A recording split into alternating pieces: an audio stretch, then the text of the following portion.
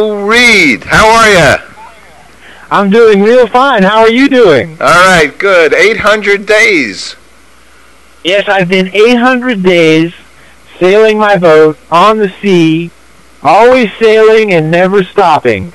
And I'm doing quite good. I'm having a very amazing time. I just don't know what to make of it. I'm feeling very lucky that things are going well for me, and I'm able to survive like this at sea for so long. All right. So, and how's some of your food and some of your supplies? How are you making out with that? Well, I have plenty of great food thanks to several sponsors that help the voyage. And also because Sonia had to leave the boat after only 306 days, I think I'm going to have way more than enough food even by the time I complete the voyage. So I'm eating real well. I'm not at all worried about food. The food was all triple wrapped in plastic. It's mostly dried, organic, health food type food, rice and beans and pasta and tomato sauce and oats and lots of dried fruit and nuts.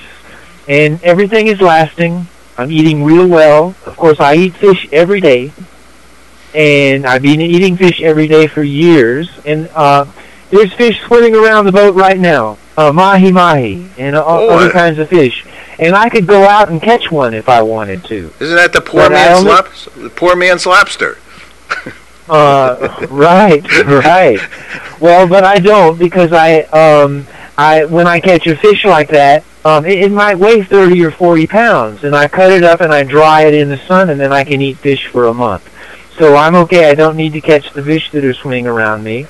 And I've been eating fresh sprout salads every single day of the voyage, and that's very important also. So I'm eating very well.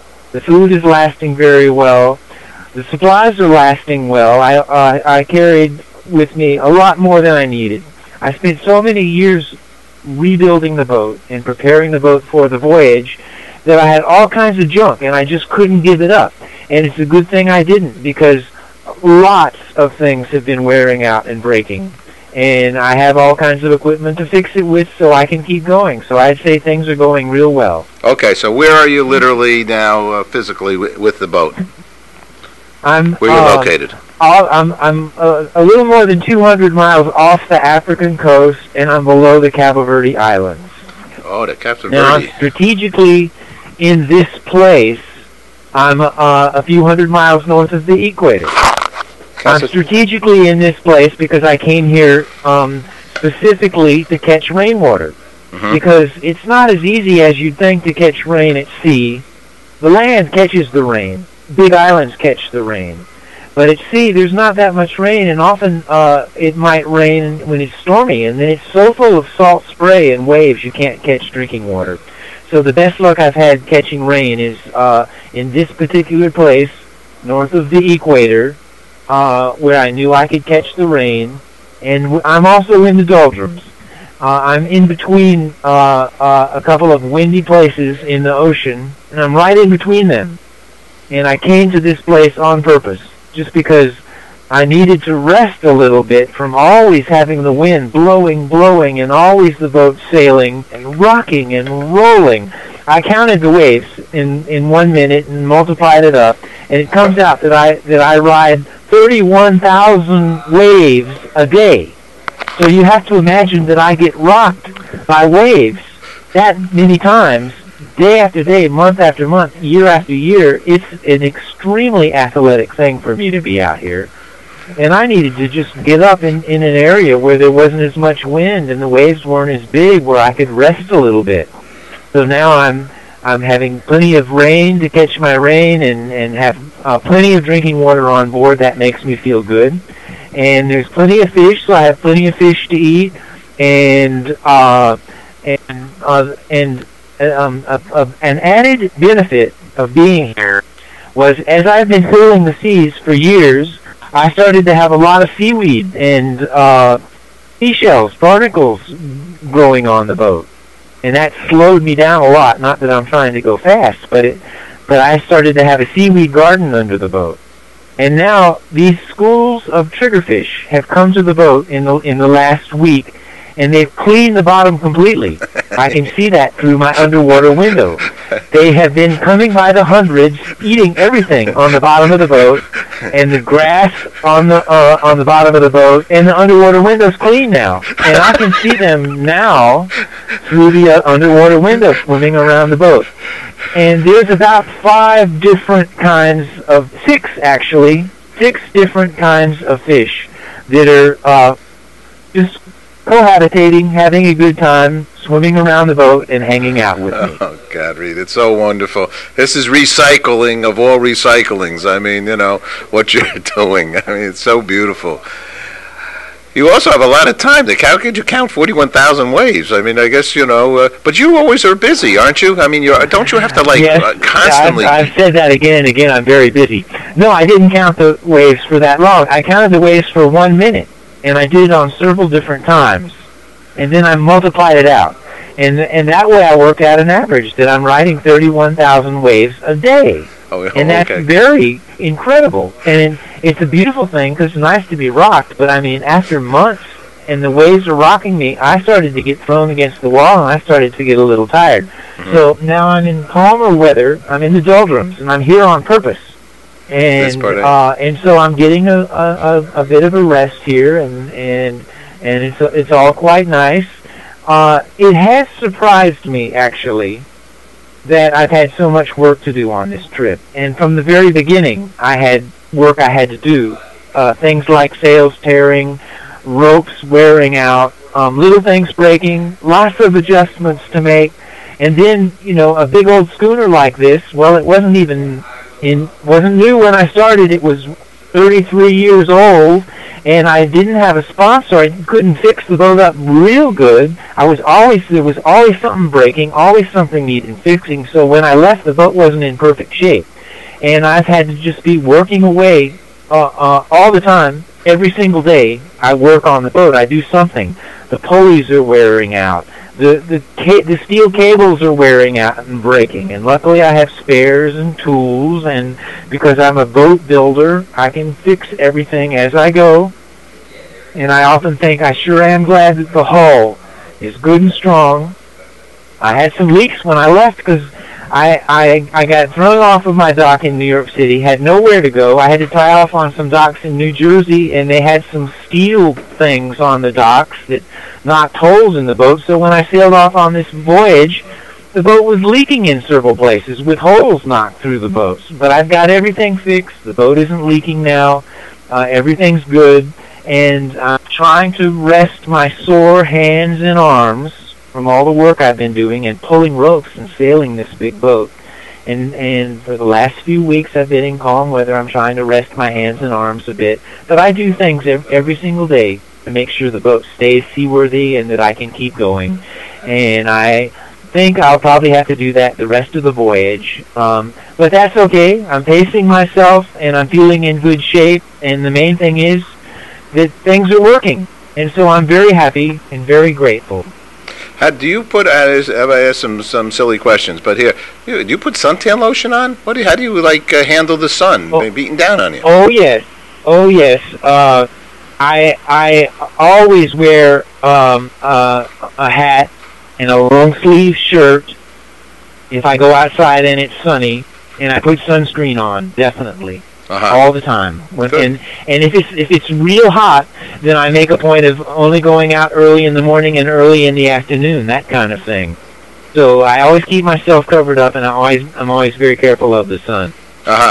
You're not whittling any more of anything on the boat, are you? I mean, the boat is so gorgeous inside, and you guys work so hard. No, I have not had any time for doing sculpture or art. Usually I can always do art on all my voyages, but I have the materials. I'm eager to do it. I think I'll have time, but at the moment I still have jobs that I have to do every day. There's things that pop up, and there's still some things that I have to do, and I'm not going to start painting or doing any art until I've completed all of those things. Well, let's remind the audience about Schooner Ann. First of all, it's named after your mom, right?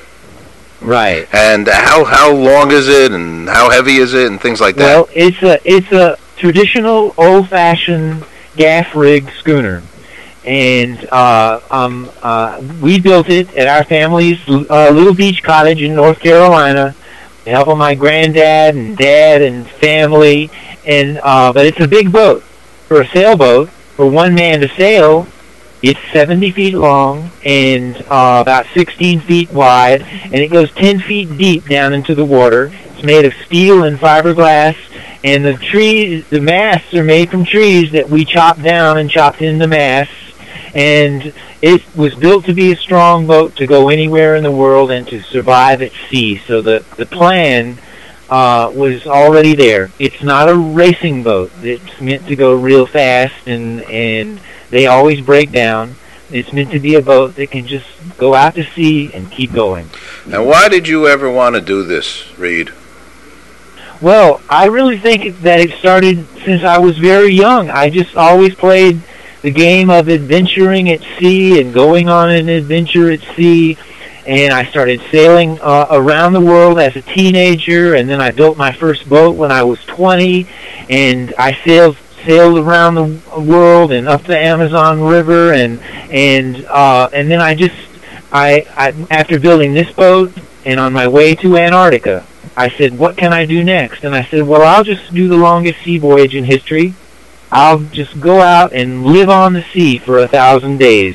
And so it took me from that time on, since I was planning the voyage on my way to Antarctica, it took me 20 years before I was able to set off on this voyage. And I think that was largely financial reasons. Had I had the money, I could have fixed the boat and gone. But just things kept breaking on the boat, and there were many years when I had no money, and I said, I'm gonna get this boat, and I'm gonna go do the 1,000-day voyage. And I went to sea and I practiced, because you've been my friend for well over 10 years, and you know how I made everything step by step. I practiced. I first went 100 days out, and then I went 200 days out on the Odyssey of the Sea Turtle. And I made my preparations, and it took a long time. And so my whole idea was to live on the sea instead of the land. And I didn't plan on going alone. I always wanted to have the woman who I loved with me. And Sonia was a great crew member, and I'm very proud of her. But she got pregnant. And before we left on this voyage, well, we hoped we weren't going to have anything happen, but we decided if anything happened to her, and for any reason she had to stop and get off, that I had to keep going. And that was part of the plan from the beginning. I mean, even before I got to know her, she knew that I had to do this voyage, and that if she couldn't go all the way, that I was going to keep going. So I didn't plan to do it alone, but now I've been alone, and I've made the most of it. In fact, it's turned out to be a very wonderful and powerful spiritual experience that I've shared on my updates on the website, 1000days.net, 1000days.net. I share everything that happens, and I am sharing the spiritual illuminations that I'm having that are actually making it possible for me to live on the sea without resupply, without stopping longer than any person in history. Reid, your writing. So that's the story. Yep. Your writing is becoming so wonderful. It's so comprehensive in your written word, and so well conceived and thought through. Congratulations in that. I mean, it's beautiful. You're writing gorgeous. Right. I mean, because your experiences are gorgeous, but the art of writing is captivating. Well, I sure appreciate that, and that I can share the voyage and inspire the world, and me can follow their dreams. And Reid? And you have to dig deep in. We're all right, Reid. Yep. Last question, because I have to. And I sure appreciate. Reid, I'm missing the last bit here. Okay. And we'll be back in talk again. Okay, Reid, I love you. We're kind of fading out here. I'll see you soon. We love you. All right. Bye-bye.